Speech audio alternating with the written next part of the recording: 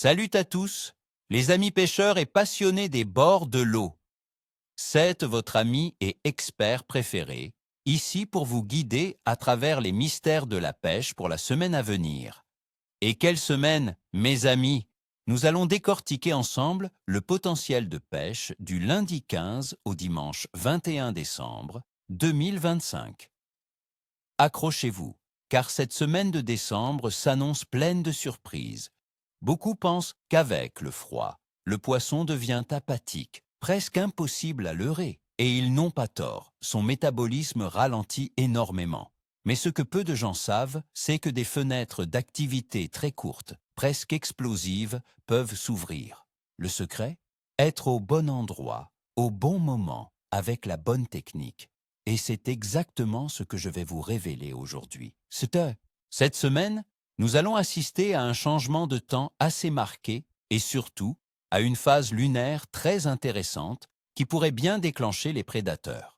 Alors, la question que tout le monde se pose, est-ce qu'on va grelotter pour rien ou est-ce qu'on s'apprête à vivre des sessions mémorables juste avant les fêtes? Restez avec moi, je vous promets des conseils pratiques qui feront toute la différence. Commençons par nos chers carnassiers et plus particulièrement les deux rois de l'hiver, le cendre et le brochet. Ce sont eux que nous allons cibler prioritairement cette semaine, car ils restent les plus actifs quand les températures chutent. On attaque avec le cendre, ce chasseur fantôme aux yeux d'opale. En cette période, les amis, la règle d'or est simple. Les cendres se regroupent. L'époque où ils étaient éparpillés sur les bordures est révolue. Le froid les pousse à se rassembler en bancs compacts dans des zones bien précises. Où chercher? Pensez profondeur et structure. Les fosses les plus marquées, les cassures franches, les lits de rivières oubliés, les piles de ponts ou les gros enrochements sont des aimants à cendres. Ils y trouvent un refuge contre le courant et une température légèrement plus stable.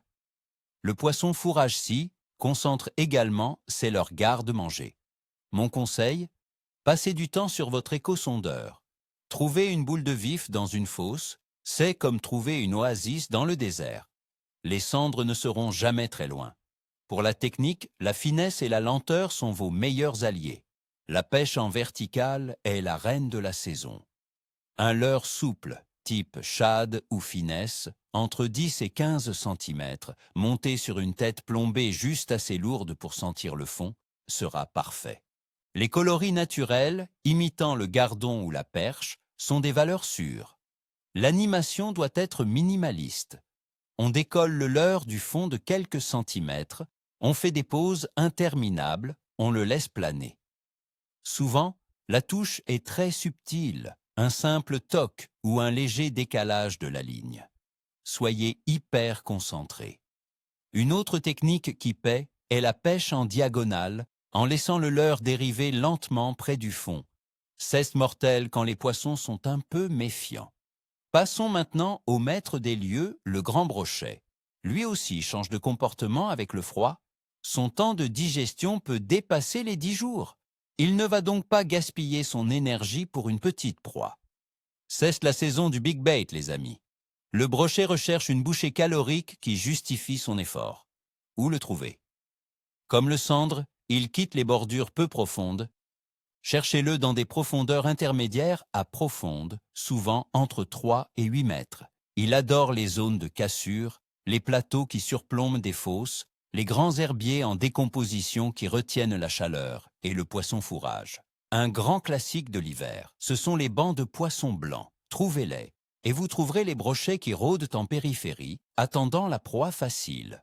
Pour les leurres, la clé est, encore une fois, la lenteur. C'est le moment de sortir les gros leurres souples, les shad de 20 à 25 cm montés sur des têtes plombées légères pour une nage planante ou sur des montages shallow pour prospecter juste au-dessus des derniers herbiers.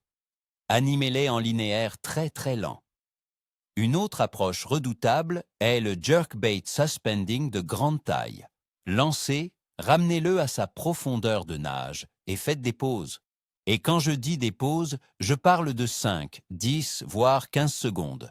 C'est souvent durant cet arrêt total que l'attaque fulgurante se produit. C'est une pêche de patience, une véritable chasse, mais elle peut vous apporter le poisson de votre vie. Maintenant, analysons un peu plus en détail les conditions qui nous attendent en cette semaine, car c'est là que réside la clé du succès. La météo, c'est le chef d'orchestre de la pêche. En début de semaine, on commence avec une douceur relative pour la saison, avec des températures qui pourront atteindre les 11 voire 12 degrés Celsius. C'est une aubaine. Cette légère hausse va temporairement réchauffer la couche d'eau superficielle. La pression atmosphérique devrait être relativement stable, ce qui est bon pour l'activité des poissons. Puis, à partir de vendredi, on observe une baisse sensible des températures qui vont chuter pour se stabiliser autour de 5 à 8 degrés, accompagnées de quelques pluies faibles. Ce changement va certainement pousser les poissons à se caler encore plus profondément. Le vent, quant à lui, sera probablement faible en début de semaine avant de s'orienter vers des secteurs ouest ou sud-ouest avec les perturbations. Un vent léger qui ride la surface est souvent bénéfique. Il oxygène l'eau et masque notre présence. Parlons de la température de l'eau. Avec les températures de l'air annoncées, on peut estimer que l'eau des lacs et rivières se situera dans une fourchette de 5 à 8 degrés Celsius. C'est froid. Très froid. Dans ces conditions, le métabolisme des poissons est extrêmement lent. Ils ne s'alimentent que par nécessité, lors de très courtes fenêtres. Une variation, même d'1 ou 2 degrés, peut tout changer. Le redout du début de semaine est donc notre meilleur atout. Il faut en profiter au maximum, car l'activité risque de chuter avec le refroidissement de la fin de semaine.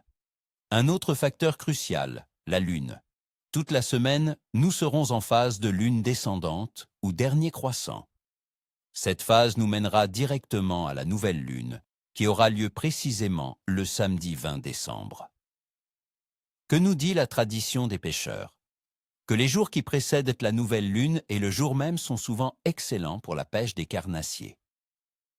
L'absence de lumière lunaire la nuit les pousserait à être plus actifs durant la journée.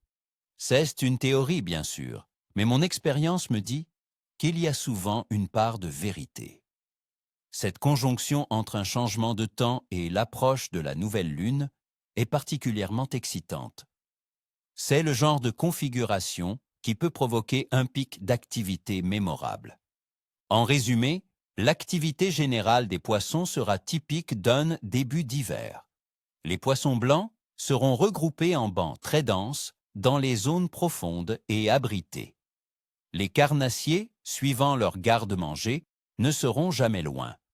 Il faudra donc privilégier les approches lentes et précises, en insistant longuement sur les postes marqués que vous aurez identifiés.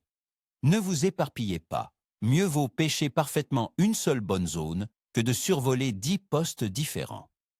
Alors, concrètement, jour par jour, ça donne quoi? Voici mon pronostic détaillé. Lundi, le 15 décembre. Le temps est doux et nuageux. Les températures montent jusqu'à 11 degrés. Je qualifie le potentiel de bon.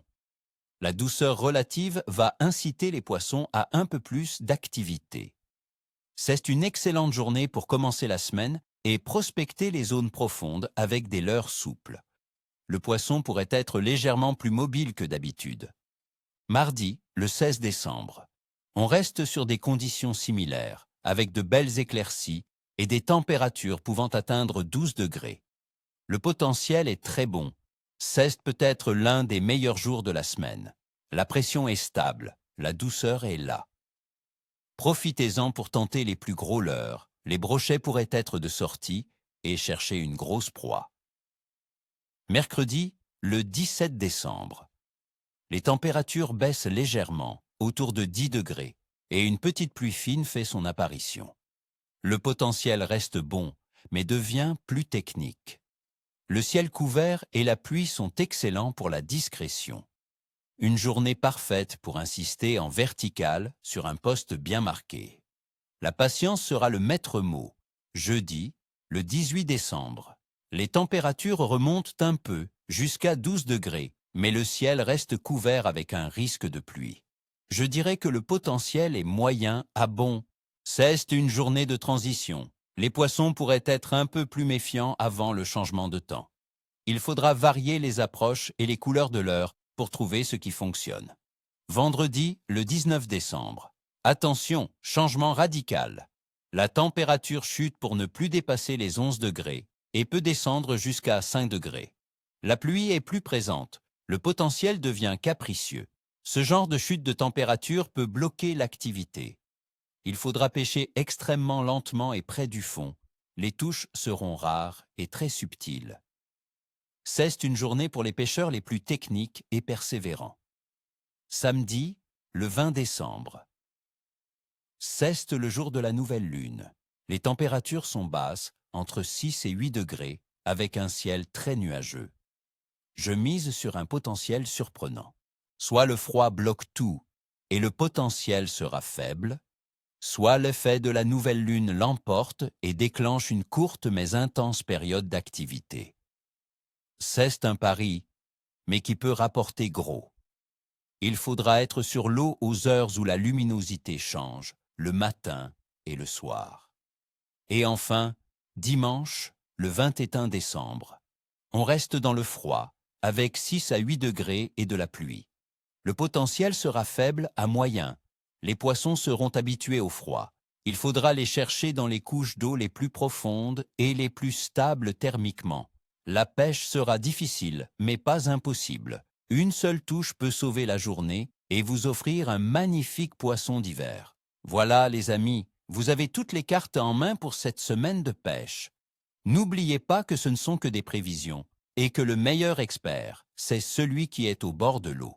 Adaptez-vous, observez et surtout, prenez du plaisir.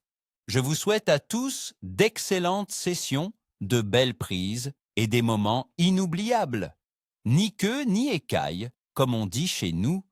N'oubliez pas de vous abonner pour ne manquer aucune prévision, de mettre un gros pouce bleu si cette vidéo vous a été utile et surtout, racontez-moi tout dans les commentaires. Quels sont vos plans pour le week-end? Avez-vous déjà fait de belles pêches dans ces conditions?